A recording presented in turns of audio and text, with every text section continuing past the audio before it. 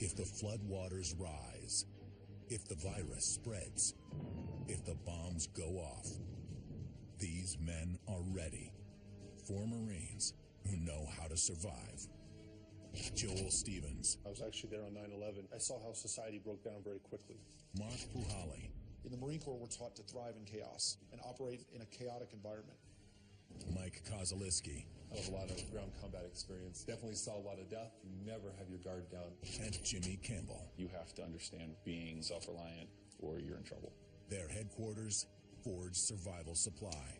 Come crisis or catastrophe, their technique, improvisation. They know that in an emergency, high tech is high risk. Their mission, using the stuff on hand and their fighting spirit. They teach, then test their clients how to survive.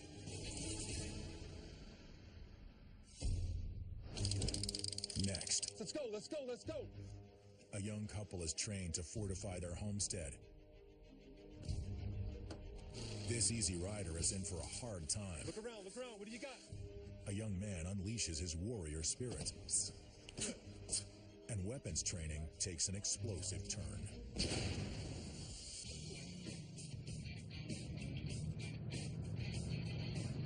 What are we doing here? Who are these guys? This is Travis and Kimberly, and they called me the other day and were just asking about defensive perimeters, defensive tactics, and I really liked them. Mike and Mark are driving to meet a serious prepper couple who live in a remote corner of Colorado. Coming out here, we can get a lay of the land, which obviously looks about the same as it's been the last 25 miles. Well, this is definitely the plains. How much land does he have? It's got about 40 acres. And so it's him, his wife, kids. 4 little girls, all under the age of, I believe, 6 is what he told me. So a fire team of toddlers. They got to start early. 2 people to defend this. Dude, why'd you waste my time getting me up to come out I don't want to hear more bitching. But both immediately see how hard it will be for the Cokers to mount a solid defense. I'm seeing a major problem right here. There's no fence in the front. You could just roll right down this road and turn anywhere. That's the first thing we're going to have to work on. My God, I'm starting to, my theory of thinking this is going to work is falling apart. No front fence line, and his 2 damn dogs are still asleep, and we just rolled out. Yeah, I had to fix that. What dogs? They look like little bumps on a log over there. With 40 acres to protect, Kimberly and Travis Coker want to learn how to defend their daughters and their homestead in a crisis. There may come a time in the future when I've actually literally physically have to protect them from somebody that wants to come in and take what we've got. The Cokers fear a range of calamities, but their most pressing concern is that unrelenting drought will destroy food supplies and tear apart the fabric of society. Yeah. I can remember being in high school every day. 3:30 rolls around and the thunderstorms rolled in. Yep. Every single day. And now, I mean, we're lucky if we've gotten, what, 2 storms in the last... Yeah, as the money dries up and all of a sudden food, you know, a loaf of bread costs you $100 or something, well, then they're going to go for the easy pickings. I don't want to be easy pickings. They've called in the Forge crew to help them learn how to prepare and protect themselves and their sprawling homestead. Now, how long have y'all been prepping? His whole life? Me, my whole life. Yeah? You have an adequate food supply? If we really stretched it, you know, and emaciated ourselves, we could probably make it a year. Do you get along with your neighbors? Do you know if your neighbors have the same mindset that you do? I know I'm not a real social I'm pretty person, social. And so I don't know, but like one person on this street. Is everyone armed out here? Oh, yeah, this is Colorado, eastern Colorado at that. Everybody's armed. Now, how old are your all girls? All girls. How old? My oldest is 6, then the next is 4, she's 2, and the baby's 1. Right there, if nothing ever happened, there's a good reason to be prepared, is the fact that I have 4 daughters. If you don't need a fair amount of guns and ammo with 4 daughters, so that's what I'll probably shoot their first boyfriend with or chase them off with. Sure. Well, the prepared and the strong are going to survive. Right. Yeah. They are. Yep. In addition to being well-provisioned and amply armed, the Cokers have created their own bug-out vehicle, which the team inspects. So what's this? Looks like an old raggedy ass. What's this camper thing? It's not as raggedy as it looks. It looks like you got a lot of gear on here. Yeah, it's actually set up pretty well. I normally don't put my foot in my mouth, but I guess I do. You got solar on here too? Yeah, it's solar. It just doesn't look pretty. Solar. It's not pretty. It's been gutted out, so it's just basically one big bed. What can you run off this solar? All the lights, the fan, the CB, the TV, the radio, everything runs off of it. it's set up because I've got 4 daughters and a wife, and we're pretty well set up with that on here. So it just seemed to make the most sense where we could put everybody in there, hook it behind this pickup, and get out of town. Have you rehearsed the bug out with this? Yeah. Oh, yeah. You have? Yeah, multiple times. I can pretty much hook onto it, and I know I don't have to spend a bunch of time putting gear into it. Everything's pretty much already in there and ready to go. Good deal. Travis, you got a lot of stuff. Yeah. It's organized chaos. I actually know pretty much everything I have. Yeah? And we'll find something or find a Are deal. you a closet hoarder? No. No, because hoarders store junk. Uh-huh. And everything I've got out here, it's fence posts and stuff. It's all things I can do. I mean, I can build me a barn. I can drag one of those across my driveway if I had to. Can you move these telephone poles? With the truck. She can move them without the truck. Yeah. We can hook him to it. This is stuff that we didn't see driving up that we could use this. Yeah, no, definitely. And if nothing else, it's decent cover. Oh, You know, absolutely. so- Yeah. Cover. There's no cover out here. Where's your well? Over here. All right, let's go take a look at it. Let's see what it look looks like. It is tied into regular power, Okay, so electric. but we have it so it will back up off the generator, and eventually we'll have it on solar as well. It's steel walled. It's tall enough to stand up. Yeah. What do you use it for right now, other than for the water? We just use it as our tornado shelter. I mean, if we needed to, I can take the girls and I can run and jump in it. Yeah, they'll be bringing their boyfriends out here when Daddy's not looking. Yeah. Yeah, well, then that's where he'll stay, is in that hole. But despite all the gear and the supplies, the team thinks the Kokers are being unrealistic about what it would take to secure their land. It seems like they have a lot of good preparation with food, water, weapons, but looking around the perimeter of their house, they have jack and as far as stopping someone to roll up on their place and take it from them. And with 2 people, I don't think they're going to win the fight at the end. The Kokers present a complicated situation, so the crew wants to take their time and consider their options.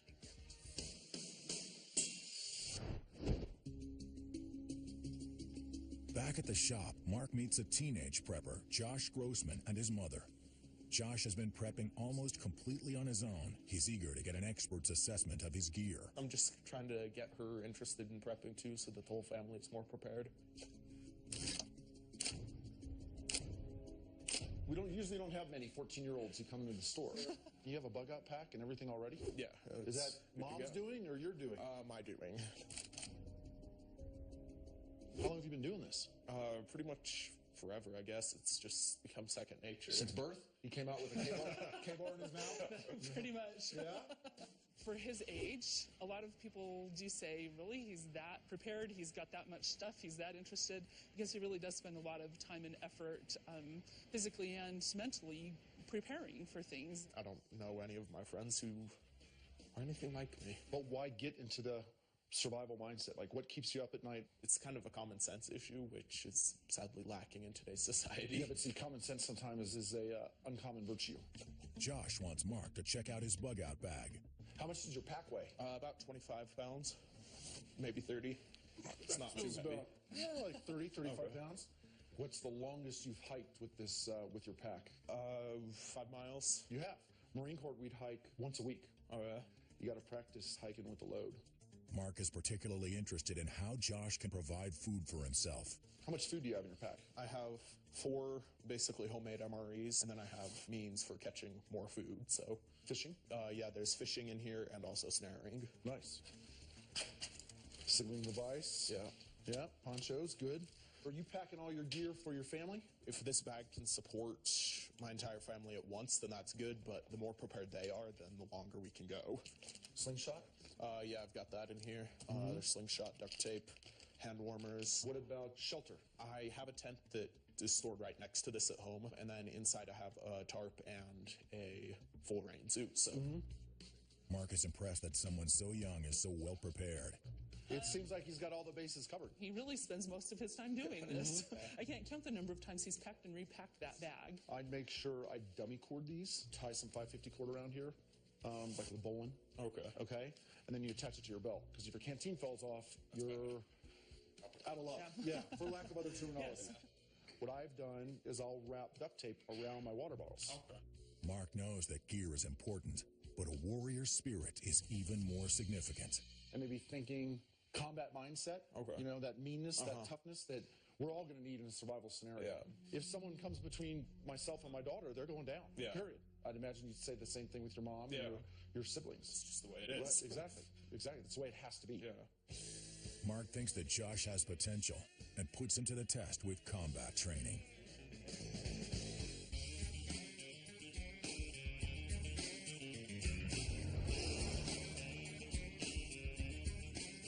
Josh Grossman is a remarkably well-prepared teenage prepper. Mark wants to build up Josh's hand-to-hand combat skills and test his warrior spirit. We can always improve. Yeah, I think bug-out gear, knowledge, education, it's continuous. Yeah.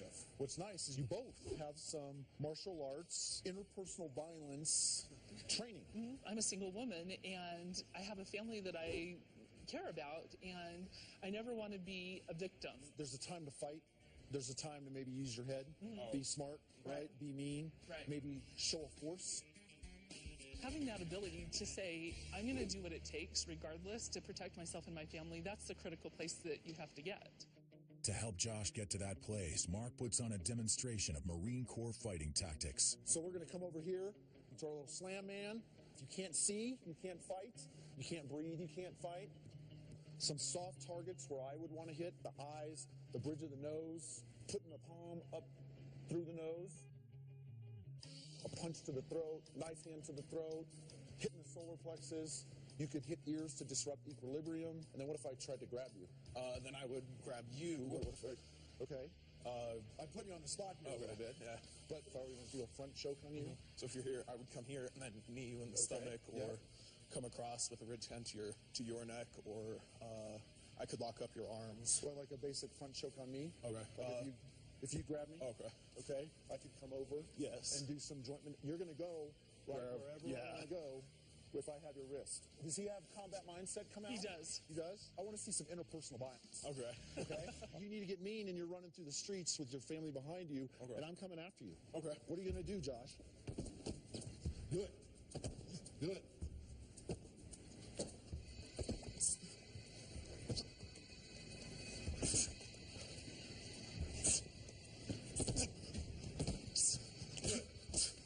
Good. Some nice elbows. All right. Good job. Okay. I wanted him to be a little bit meaner. I wanted to hear some of the grunts and growls and... Mark understands that competition enhances a prepper's fighting spirit, so he sets up a contest between mother and son. You're the prepper. You're getting that out to the rest of your family. Let's see Mom go to work on this striking bag. Okay. I want to see you attack your son. Hi!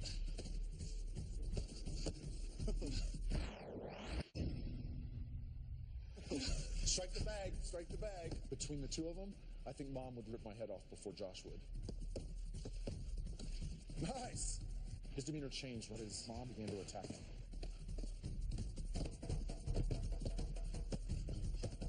All right. Good. Okay. Definitely saw combat mindset. When it's necessary, it definitely comes out. At the end of the first encounter, it seems as though Holly has won, but Josh's continual training will change that. I would say keep it going. Definitely keep it going. It's continuous. Preparedness, interpersonal training. Josh arrived at Ford Survival Supply looking for information about gear, but he leaves with more knowledge of the mental dimension of prepping. Meanwhile, Joel has gathered the Ford's crew in the war room to plot out a defense for the Coker's homestead. Here's generally what we have. He's got 40 acres of property, 2 adults, 4 kids under 6, a good cache of weapons, strong warrior mindset, independent, and raw materials. He has a lot of telephone poles, A lot of good obstacles. So let's look at the other ones. 4 kids under 6. Huge negative. All right. Once the oldest, the 6-year-old, gets to about 8 or 10, they can probably incorporate her into the defense. Right. Yeah. When it comes to weapons, he's got a pretty good arsenal. He's got a lot of stuff. We didn't take him He out can to the shoot off range. his back porch if he wants to.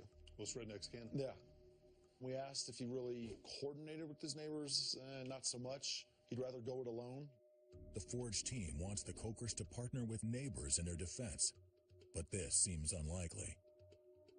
Well, if he's not willing to have a partnership with neighbors, how much is he going to put into this to use all these materials to his advantage? I think he's going to use it all. One guy doing all this and the wife taking care of 4 kids, I mean, that's a lot of manpower to build all that stuff up. We completely agree. That's why I said initially there's no way two people can defend this place. Right. No way. Waste of time for One us to big get thing another. he really has, he's got more of a warrior mindset than anybody else I've seen. You know, I think probably the best test, so to speak, for them is to actually have you guys have them try to set up a defense and give them a set amount of time. We figured like an hour. Jimmy, what do you think? I think they're on it. I mean, this guy's got a lot of work ahead of him. We want to attack him after we build this defense a little bit. Right. He's got some paintball buddies. Said they want to come out, and we're going to test them and run it through it. Very cool.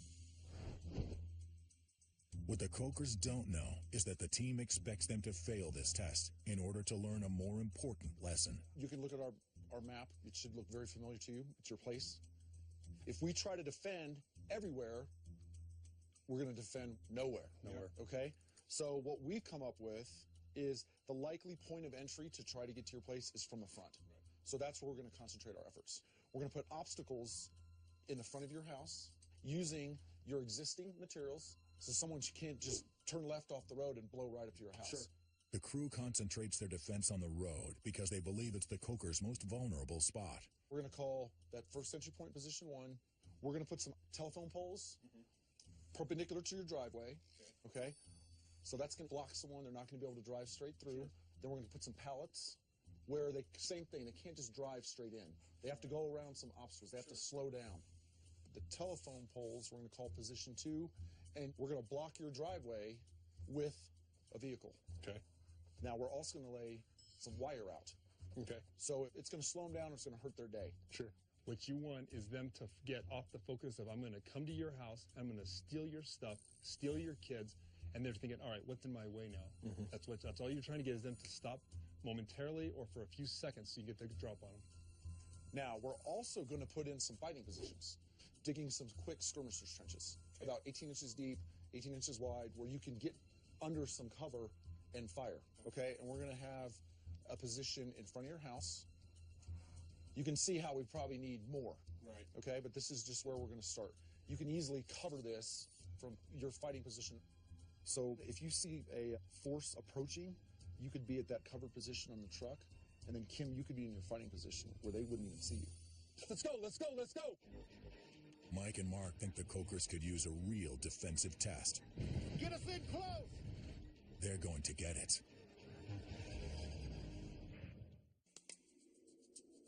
Travis and Kim Coker have hired the Forge team to teach them how to defend their homestead from an attack by marauders.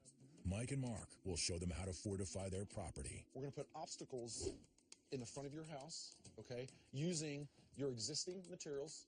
To simulate the stress of preparing for a real attack, the team gives Travis and Kimberly only 1 hour to prepare. Mark and Mike use this time to give the Cokers a basic lesson in defensive tactics. Hurry up, let's go, let's go, let's go!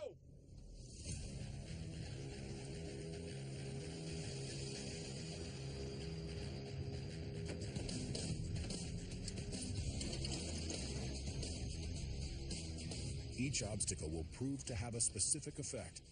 Telephone poles stop vehicles. Pallets provide visual interference.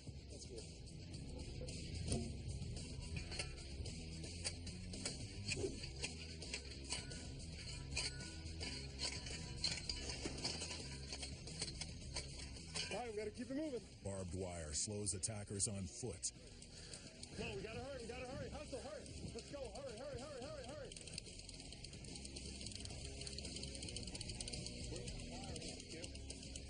These elements will impede and distract the invading force.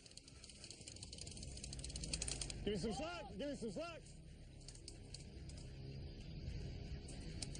They have a lot of stuff that people would think is just a whole bunch of junk, but that's really opportunity that they're going to be able to use to defend this place and slow down an enemy that is interested in taking their stuff. Hey, got it? I put it a little lower. They can run right under that. Yes, you have run. Good barbed wire. I can see wear it this now. cowboy hats. I'm a city slicker.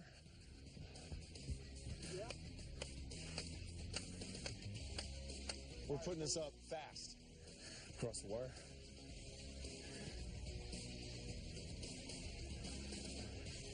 Let it be a little dangly, you know? Sure. A little nasty. So when someone if it touches them, it scares them. Right. It tangles them. Aren't you wearing your gloves, young lady?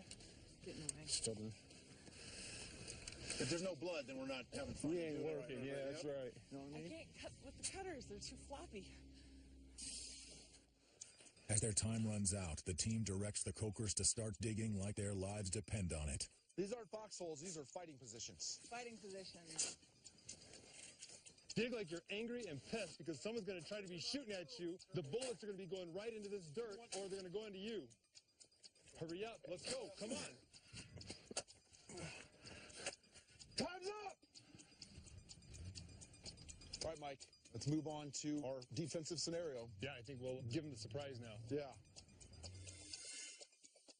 Well, Travis, Kimberly, you guys have done a great job taking our advice and turning it into action. You met your time hack, and I think we're ready for giving you your grade. You got an A for the midterm, all right? Midterm. Hey, we got a little bit of a surprise for you. A squad led by Mark will attack the Cokers with paintball guns to simulate a home invasion. You think you can defend the place? Yeah. Kimberly and Travis have a 40-acre property. In an emergency, if the social order breaks down, will they be able to defend their land? They're about to find out. These are things that we do in the Marine Corps. We teach fire and movement just like this, with paintballs. And I've done this time and time again with my Marines and run them through fire and movement training. So this is as real as it gets without firing a live bullet today. Mark brings in paintball veterans for the attack. You're going to drive. We're going to be in the back of the pickup. If we start taking rounds, we're going to suppress wherever that fire is coming from, and we're going to try to flank them. Get under the wire, around the wire, and let's take their asses out. Mark expects the Cokers to lose this battle. He wants them to understand they need help defending a property of this size. Get us in close!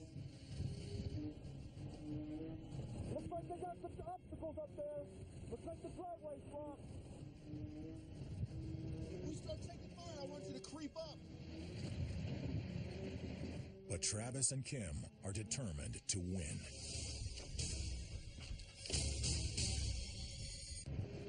Get us in close!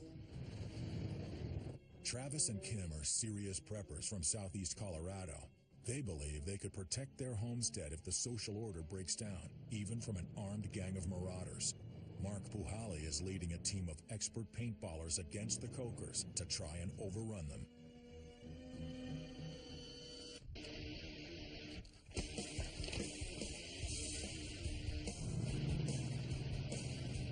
Turn to the right, turn to the right. The initial element of the defensive strategy pays off. The attacker's vehicle is blocked, allowing the Cokers to mount a defense. Deploy! Go!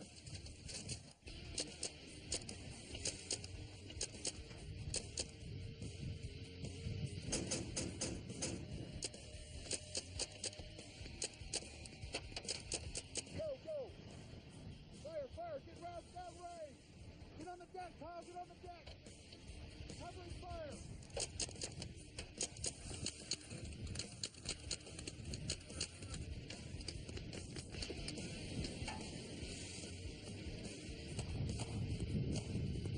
D1, go!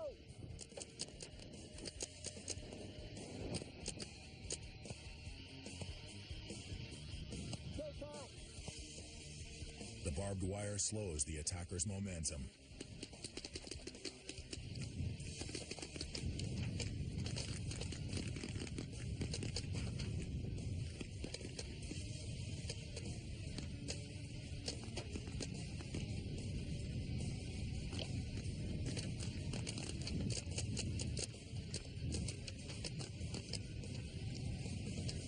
Ultimately, the superior force prevails. Target! 10 o'clock! Kim can't hold off 4 attackers on her own. Take this out!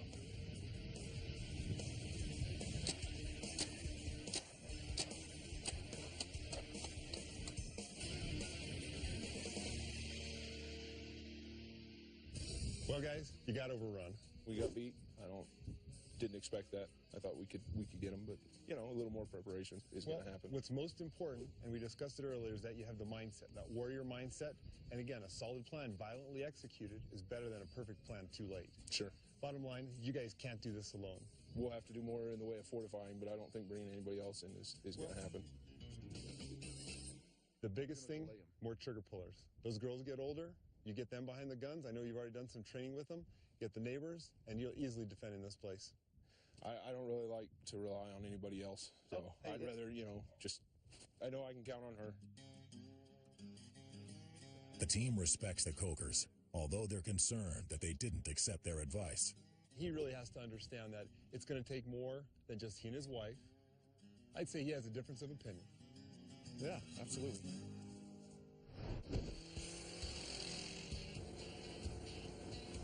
Jerome Holman is an easy riding prepper. He's lovingly cared for his 1986 Honda Goldwing over thousands and thousands of miles. Nice. Nice ride. Well, I saw stuff starting to happen back in the 70s. I started getting angry about what I was seeing. I saw our own government working against our own people. Jerome believes that the instability in global politics could lead to widespread chaos. If we lost the grid, I wanted to be able to say, I've got enough stuff here that I can take care of myself, and if I had a family, I'd be able to take care of them. Jerome's come to Ford Survival Supply for an assessment of his prepping. He believes he's in good shape. If I had to bail, and the only thing I could take was my bike, this pack here has got enough stuff in it that I can eat for a week on it. What's that sucker weigh? It's probably about 55 or 60 pounds. Yeah? Yeah. If you had a full tank of fuel, what's the range you can get fully loaded? Question number one. About 250 miles. How big's the gas tank? It's about 5 gallons. Oh, so it's fairly small. Yeah. The team asks Jerome for his strategy for finding food. His plans involve a simple weapon. Tell us about this blowgun. This is made by Cold Steel that you can use it for walking stick. That's pretty solid. What's it made of? The same type of steel that a rifle scope is made out of. Yeah. Yes. As a staff? Yes. Yeah. What ammo can you use with this? What do you shoot? Just a basic dart? Yeah. These metal darts. Like a bow and arrow. These will leave a good wound channel, more humane killing. And inside of here I have another type of dart. It is an impact dart. You hit a squirrel with that thing, it's going to knock him out. Really? And you can go over there, grab him, knock him off the limb, and finish him off. Okay? I want to see you shoot this thing. I do too. Yeah? I do too. You're proficient with this weapon? Enough not to hit anybody. Okay. Well, he's about to go down with the blow dart. All right, Jerome. Who is it that we're shooting? Who he's shooting at? I think somebody coming to steal his pack and his bike. You stick it in there until it goes right past that little ring. Is there right a click, or you can feel it? You can feel it. All right, let's see what you got. Okay. Nice. Yeah, There pop it is. the Let's cap see right it. off it. Jerome thinks he's got everything he needs to survive on his bike. But Mike and Mark know having all your eggs in one basket is a very risky strategy. Their job is to teach him how to evade an attempt to steal his wheels. Since the 1970s, Jerome has been concerned about civil unrest, but recent events have convinced him that the end is near. He came to Ford Survival for help with his bug-out plan. You still have some limitations with the motorcycle. It's open, you're unprotected, a stick, a tree, a roadblock, you're screwed. You got to rehearse that bug out. All right, Jerome. Seems like you have a pretty solid plan, but something we want to improve for you is your sustainability. Right now, there's calm, peace in the world, but you are a target. Sitting on top of this big rig, you're really exposed. They want to teach Jerome how to protect himself and his motorcycle in case things turn ugly. I've always said that in a survival situation, you need to be fit, mean, and smart. And I think the mean guys, the tough guys, are going to band together like a gang. Okay? They're already organized now. And like I said, they saw you. They got the drop on you. And you need to get out of here. You got a little lead time on them. But I want you to find a good location off the hardball. And I want you to camouflage your vehicle. Okay? All right, Jerome, you got 5 minutes. They're coming. Go.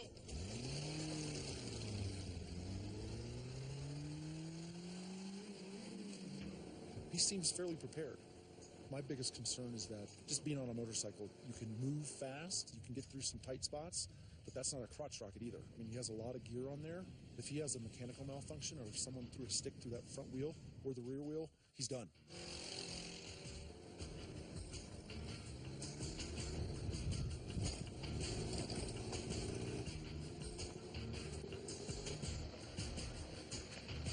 Since Jerome keeps his whole bug-out kit on his bike, if a raider took it, he'd have nothing. All right, you're on the clock. You're on the clock. All right, let's see what's going on up here. Mike's got him. Put a little time constraint on him. Let's go. All right, they're close. They're close. You can hear them. Mark and Mike know camouflage is essential. Let's go. Hurry. Right step, they're going to take your stuff. They're going to take it.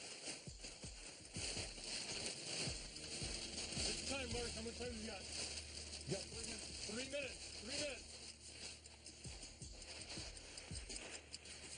If you're not covered, what else are you going to use? What else can you use?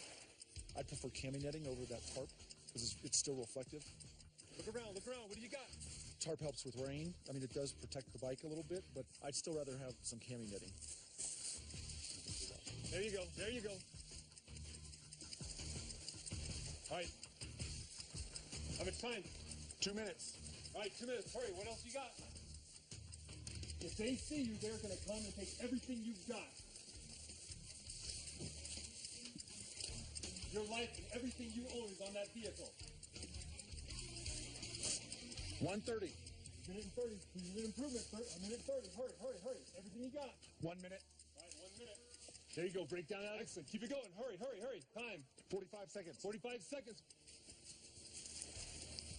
Time. 30 seconds. All right, 30 seconds. You got 15 more. Let me know 15.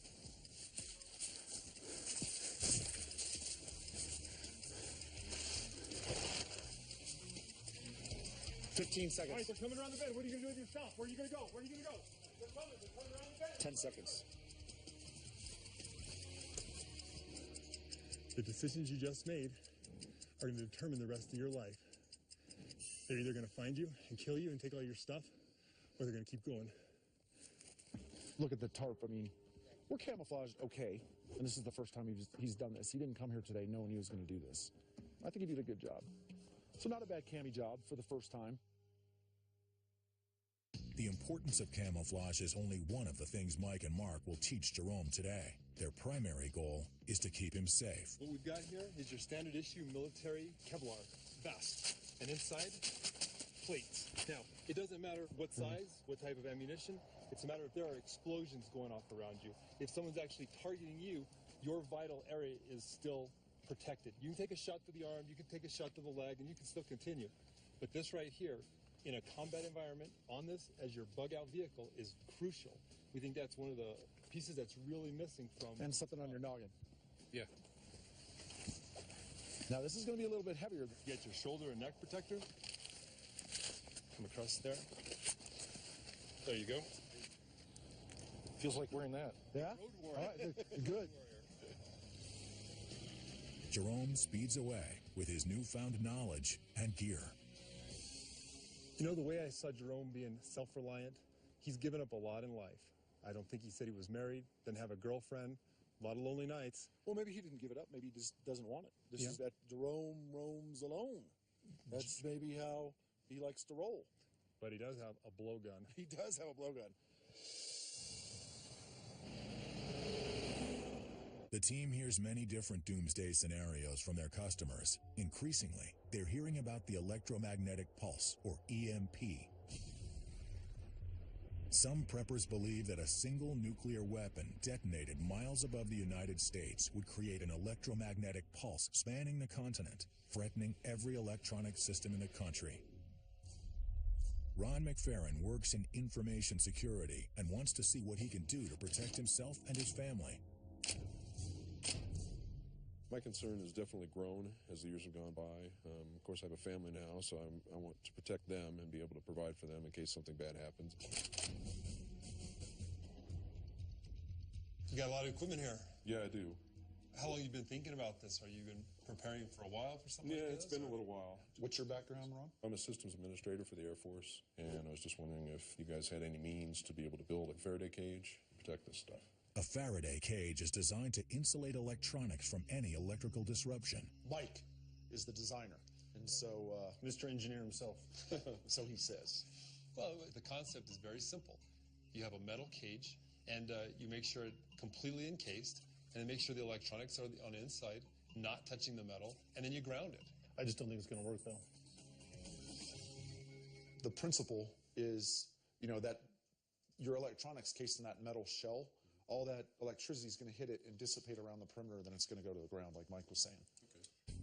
Joel the boss is skeptical about Mike's low-tech approach and puts his money where his mouth is.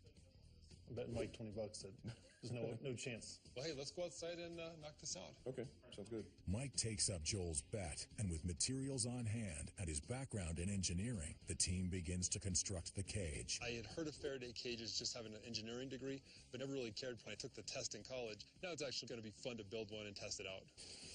The team uses simple materials, including wire mesh, rubber padding, and plywood to construct the cage. We'll start to put the floor in. Yeah. Here we've got some basic rubber matting. We'll put 3 screws in underneath the rubber. So I don't want any chance of the electromagnetic pulse getting to the electronics. Yeah, otherwise Mark won't be able to watch the Super Bowl. A Faraday cage works by using conductive material to redistribute external electronic charges to protect the content of a cage's interior. You guys sure are making our customer do a lot of work. Well, he's got to go home and build one of these, remember? Yeah. This is all to protect Mark's toaster oven. The boss is skeptical. Joel's standing around like a blister as usual. I just don't think this is going to work. Why don't you leave, cynical? I'm paying you guys every day, so make sure you guys are doing something. Hold that and stand still. All right. Pick it up like this. Hold this and stand still. Nice. If we wrap it right around here, all the way around, it's one solid piece, and it's touching this, because we have to have it with the top and the bottom. Okay. Mark, after this, I'm going to let you get in here and test this. Here, move your foot. Yeah, we'll see about that. Can you go all the way around the end? Pick it up. Well, we can't because we have to open it, remember? Too many Chiefs, not enough Indians. Mike thinks he's the only one who's mechanically inclined. There we go. All right. And what we're going to run is 14-gauge copper wire to a grounding rod.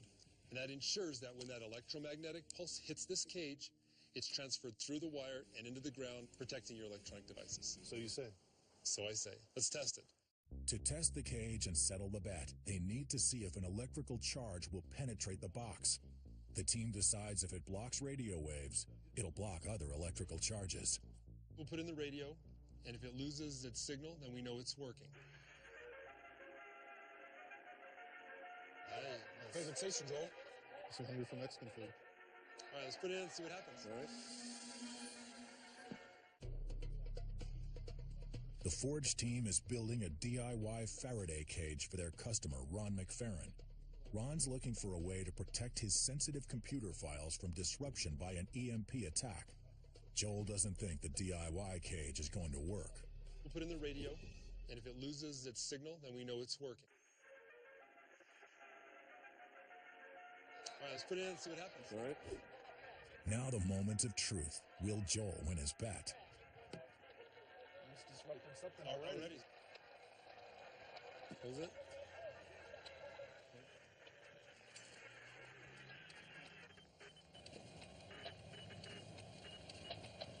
It's completely gone now. And the radio goes dead. It's working. I'm not surprised. I didn't think it was going to work. All right. Awesome. Good job, guys. Mike has won the bet. Since the cage blocked a radio signal, it can also block other waves.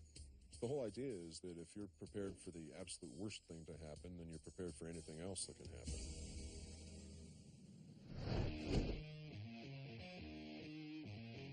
Even firearm experts like the team at Forge take refresher courses to keep up with the weaponry available to preppers. All right, we're going to go out today. We're going to see our buddy Andy Bell. We're going to talk about simple weapon systems so we can make sure that we're outfitting our clients with the right weapon systems, right ammunition for their survival situation. Okay, I can go. Cool, let's get in, let's get out.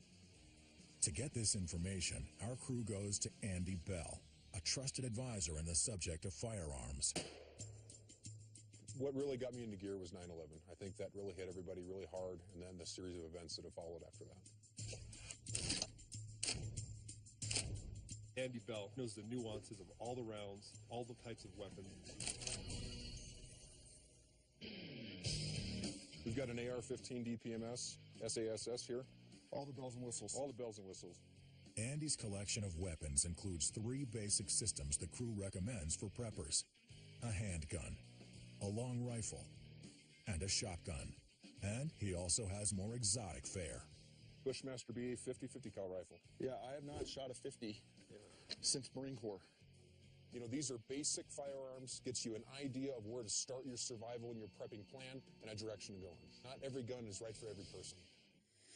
So tell me, what is the one weapon system for someone who's trying to become prepared that they should get if they don't have anything and they're starting from scratch? I would say a 9mm handgun. Okay. But the lowest recoil you can have, ease of magazine change, jam clearing. If you're not an experienced shooter towards a survival standpoint, you want to be able to put a lot of rounds down range to keep heads down. To evaluate any weapon system, the Forge team test fires it. I like it. The team believes that for a rifle, dependability is essential. What one rifle should someone start out with that you'd recommend? I'd recommend a bolt-action rifle platform of any caliber. They don't fail. They work every time. For your standard stuff, this is a heavy hitter and an affordable platform that anybody can obtain. Where automatic weapons can sometimes fail, a bolt-action rifle always functions. You got it. Would you like to test it out? Absolutely. Wait. Let a real cowboy shoot it. Yeah. Cowboy for lack of band.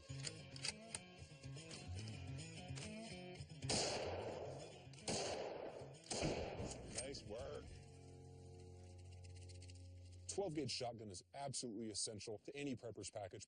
For all-out versatility, keeping in tune with the prepper mentality and mindset, the 12-gauge. Okay. Let's get realistic. You can kill anything with this. You can kill a deer, you can kill an elk, you can kill anything under 100 yards with a 12-gauge shotgun. So this is one of the most intimidating sounds someone can hear. Speaking with Andy, going over the different systems, the different types of rounds, helps us to really work with our clients to make sure that they have the applicable loads, they have the applicable weapon systems. And when they're really looking to become prepared, we can better advise them. All right, fellas, enough of this talking. Let's get this some shooting. Let's do it. All right, guys, up on the firing line. Make ready. Now!